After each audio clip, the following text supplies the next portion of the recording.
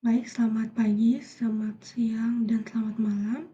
Jadi di sini kami dari kelompok 3 dengan nama Dunia Purnama dengan NIM I2E32410002 dan Niputu Anindita Dharmaswari dengan NIM I2E32410012. Kami dari kelompok 3 akan mempresentasikan mengenai data analisis. Yang pertama ada statistik deskriptif. Nah, jadi statistik deskriptif adalah metode yang digunakan untuk merangkum dan menyajikan data secara ringkas menggunakan ukuran seperti mean, median, dan standar deviasi. Nah, statistik dan parameter itu perbedaannya yaitu statistik dihitung berdasarkan sampel dari suatu populasi. Kemudian statistik membantu menyederhanakan kumpulan data yang besar menjadi beberapa angka yang lebih mudah dipahami dan dibandingkan. Kemudian ada two fundamental type of numerical data. Ada data kuantitatif dan data kategorikal. Data kuantitatif adalah data yang dapat diukur dan dinyatakan dalam bentuk angka, sedangkan data kategorikal adalah data yang merepresentasikan kategori atau kelompok tanpa makna numerik yang jelas. Kemudian untuk yang data numerikal, data kuantitatif di sini dibagi menjadi dua, yaitu data diskrit, yaitu data yang hanya mengambil nilai tertentu, kemudian ada data kontinu, yaitu data yang dapat memiliki nilai dalam rentang tertentu. Kemudian data kategorikal termasuk dalam jenis kelamin, ini misalnya contohnya jenis kelamin, kemudian tingkat pendidikan SD, SMP, atau SMA.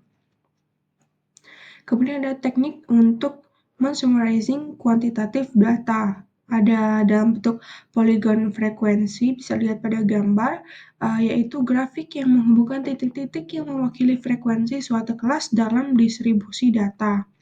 Kemudian ada histogram, yaitu bentuk grafik batang yang menunjukkan distribusi data dalam interval tertentu. Kemudian ada stem leaf plot, yaitu teknik yang menampilkan distribusi data dengan lebih rinci daripada histogram.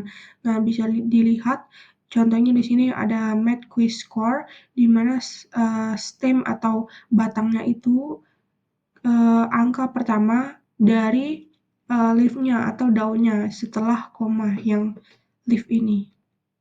Kemudian ada tabel frekuensi. Tabel frekuensi adalah tabel yang menunjukkan jumlah kejadian dalam setiap kategori. Kemudian ada diagram batang yang menampilkan data dalam bentuk batang vertikal atau horizontal. Dan yang terakhir ada diagram lingkaran atau pie chart yang menampilkan proporsi setiap kategori dalam bentuk sektor lingkaran, biasanya dalam bentuk derajat atau persen. Kemudian ada statistik inferensial.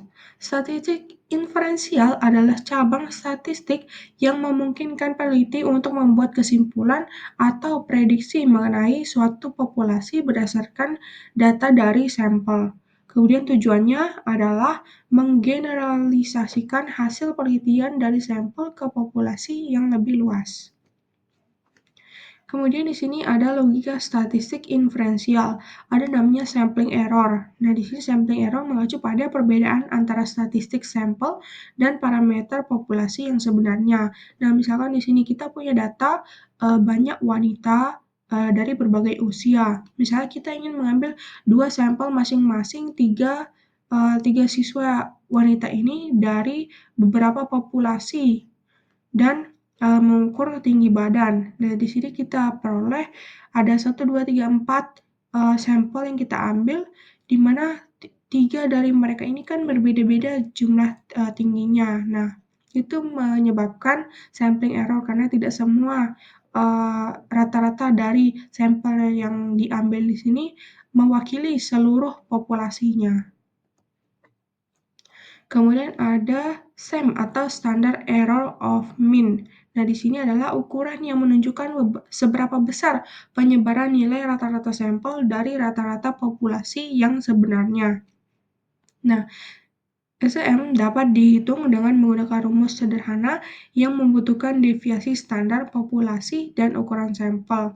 Nah, di sebelah sini adalah rumusnya. SM sama dengan standar deviasi per akar N-1. N-nya itu jumlah sampelnya. Nah, kemudian jika ukuran sampel semakin besar, maka SM akan semakin kecil. Berarti rata-rata sampel semakin mendekati rata-rata populasi. Hal ini menunjukkan bahwa semakin banyak data yang dikumpulkan, semakin akurat estimasi rata-rata populasi. Kemudian ada confidence interval. Nah, di sini dapat ditentukan dengan beberapa langkah berikut, yaitu menentukan z-score, kemudian menentukan SM, yang ketiga menentukan persentase interval, dan yang keempat menentukan rata-rata sampel min plus minus SM. Nah, tadi kita sudah menemukan SM-nya, kemudian mencari z-score. Dengan rumus di sini ada raw score dikurang atau data mentah dikurang min dibagi standar deviasi. Di sini contohnya raw skornya kita 80, kemudian minnya 65. Dengan standar deviasi yaitu 12, diperoleh z-skornya 1,25. Nah, yang kemudian di sini ada kasusnya, misalkan rata-rata sampel 85 dan kita ingin mengetahui berapa banyak populasi yang mungkin berbeda dari nilai ini. Kita asumsikan bahwa kita telah menghitung SM 2,0. Nah, di sini kita telah menghitung standar deviasinya tadi, kemudian mengapply ke sampling distribution mean. Nah, kita bisa bilang 95% dari populasi, mean populasi itu di antara 85 plus minus 1,96 dikali 2, yaitu rumus yang tadi SM ini ya, rata-rata sampel min plus minus SEM. Kemudian sama dengan 85 plus minus 3,92 sama dengan 81,08. Di sini 81,08 diperoleh dari 1,96 dikali 2 dikurang dengan 85. Kemudian diapit antara 88,92, yaitu 85 plus 1,96 dikali 2. Nah, itu untuk sampling distribution-nya. Nah, kenapa digunakan 1,96 di sini? Karena area di antara plus 1,96 itu Z equal dengan 95%. Atau 0,95. Jadi total area yang di bawah kurva normal. Nah, kenapa 95% digunakan? Karena kita mengasumsikan di sini standar deviasinya itu 2. Nah, bisa dilihat di figur gambar di sini, yaitu standar deviasi untuk 2, min 2 sampai 2 di sini, itu batasnya 95%. Nah, kemudian tujuan akhirnya di sini kita dapat dengan percaya diri, that's true, but because our sample was randomly selected. Nah, jadi karena sampel kita dipilih secara random dan dengan standar error-nya itu 0,3, kita dapat memastikan bahwa 99% itu confident atau kebenarannya bisa dipercayai, dan dengan rata-rata nilai, maksudnya rata-rata dari umur populasi di sebuah country atau kota itu berada di antara 12,8 tahun sampai 14,6 tahun. Kemudian ada pengujian hipotesis. Nah, proses ini melibatkan perumusan hipotesis H0 dan hipotesis alternatif atau HA dengan langkah-langkah seperti berikut. Yang pertama, menentukan hipotesis 0 dan hipotesis alternatif. Kemudian memilih tingkat signifikansi Biasanya 0,05 untuk penelitian pendidikan, kemudian 0,01 biasa untuk penelitian kedokteran atau farmasi. Kemudian yang ketiga, memilih uji statistik yang sesuai seperti uji T atau uji MANOVA. Yang keempat, menghitung nilai statistik dan membandingkannya dengan nilai kritis atau p-value. Dan yang kelima, menarik kesimpulan berdasarkan hasil analisis apakah hasil perhitungan itu melebihi atau kurang p-value yang sesuai dengan hipotesis H0 dan H alternatifnya. Baik, saya sebagai presentator kedua, di sini saya akan melanjutkan membahas mengenai materi selanjutnya, yaitu mengenai practical versus statistical signifikan atau signifikansi praktis versus statistik. Nah, di mana ini berkaitan dengan apakah suatu hasil secara matematis berbeda secara signifikan dari yang diharapkan secara kebetulan. Nah, ada komponen utama dalam signifikansi statistik, di mana signifikansi statistik ini dapat membantu peneliti menentukan apakah hasil penelitian mewakili kondisi nyata atau hanya muncul secara kebetulan. Nah, sini ada beberapa komponen utama dalam pengujian signifikansi statistik. Yang pertama yaitu ada hipotesis nol, di mana hipotesis nol ini pernyataan bahwa tidak ada efek atau perbedaan. Nah, ini adalah asumsi awal yang telah diuji. Kemudian yang kedua yaitu ada hipotesis alternatif atau HA, di mana HA ini menyatakan bahwa ada efek atau perbedaan yang ingin dibuktikan oleh peneliti. Nah, selanjutnya yaitu ada probability value, di mana probability value ini nilai probabilitas menunjukkan seberapa besar kemungkinan hasil penelitian terjadi karena kebetulan saja, jika tidak ada hubungan atau perbedaan sebenarnya. Nah, jika probability-nya kurang dari alpha, di mana alpha ditentukan yaitu nilainya 0,05, maka H0-nya ditolak. Nah, sebaliknya, jika probability-nya lebih dari alpha, maka H0 tidak ditolak atau HA-nya diterima. Nah, di sini ada contoh kasus. Apakah model pembelajaran PBL dapat meningkatkan hasil belajar peserta didik dibandingkan dengan model pembelajaran konvensional? Nah, setelah dianalisis diperolehlah nilai di mana nilai probability value-nya 0,03. Nah, di sini hanya ada 3% kemungkinan hasil itu dapat terjadi. Padahal jika sebenarnya itu tidak ada perbedaan. Nah, selanjutnya ada tingkat signifikansi atau sering kita sebut dengan alfa, di mana batas toleransi terhadap kesalahan saat mengambil keputusan dalam uji statistik standar yang telah ditetapkan yaitu sebesar 0,05. Selanjutnya yaitu ada teknik inferensial. Nah, di sini beberapa teknik statistik inferensial yang digunakan untuk menguji hipotesis dan menarik kesimpulan dari data sampel. Sini ada beberapa penjelasan. Yang pertama yaitu mengenai t-test atau uji T. Nah, di mana uji T ini digunakan untuk mengetahui apakah terdapat perbedaan rata-rata dari sampel yang diambil. Nah, sampel uji T ini ada dua. Yang pertama yaitu uji T tes satu sampel atau one sample t-test, di mana seperti yang di slide rumusnya itu terhitung sama dengan X minus mu 0 per S akar N. Nah, kemudian yang kedua yaitu ada paired sample t-test, di mana paired sample t-test ini yaitu salah satu metode pengujian hipotesis di mana data yang digunakan tidak bebas atau berpasangan. Nah, di slide ini ada beberapa rumus mengenai paired sample t-test. Nah, selanjutnya yaitu ada analysis of variance atau ANOVA. Di mana analisis variance atau analysis of variance ini yaitu atau ANOVA ini yaitu untuk menguji hipotesis yang menyatakan perbedaan parameter rata-rata satu variabel terikat untuk lebih dari dua kelompok sampel.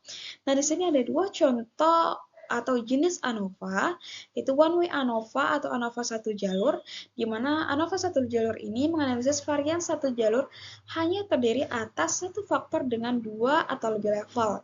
Sedang yang kedua itu ada two way ANOVA, di mana two way ANOVA ini yaitu menganalisis variasi dua jalur terdiri atas dua faktor, di mana masing-masing dengan dua atau lebih level atau variabel. Nah, di sini ada istilah dan rumus dalam ANOVA. Yang pertama itu ada total of sum square atau SST, atau jumlah kuadrat total, atau sering disingkat dengan JKT, di mana JKT ini merupakan selisih dari jumlah kuadrat tiap-tiap skor individual dengan rata-rata pengamatan. Nah, di bawahnya ada rumus mengenai jumlah kuadrat total.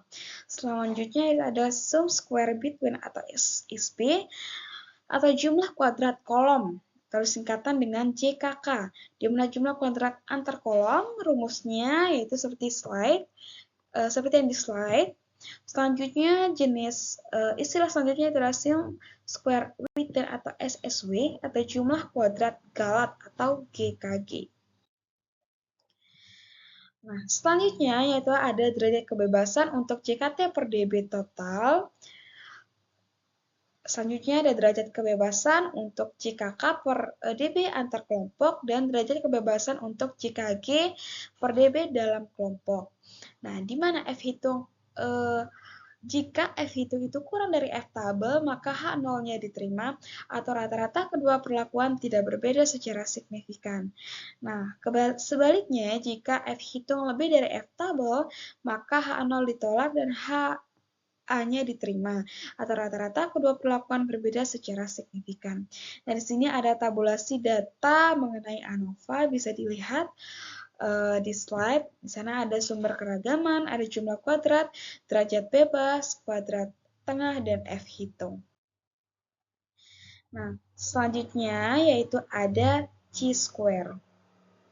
Nah, di mana chi-square ini yaitu alat uji statistik yang digunakan untuk menguji hipotesis bila dalam populasi terdiri atas dua atau lebih kelas, bila data berbentuk nominal dan sampelnya besar. Nah, jadi maksud digunakan chi-square untuk menguji hipotesis deskriptif adalah untuk mengetahui apakah terdapat perbedaan di antara kategori-kategori dalam sampel.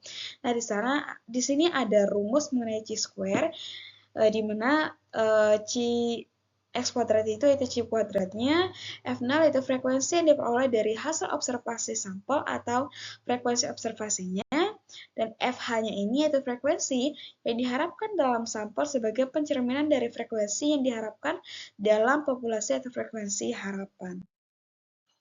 Nah, di sana ada langkah-langkah menghitung chi-square atau chi kuadrat. Yang pertama yaitu merumuskan hipotesis yang dioperasionalkan. Nah, selanjutnya membuat tabel penolong untuk mempermudah dalam perhitungan chi kuadrat. Selanjutnya itu menentukan nilai, di mana nilai alfanya itu 0,05 atau 5%.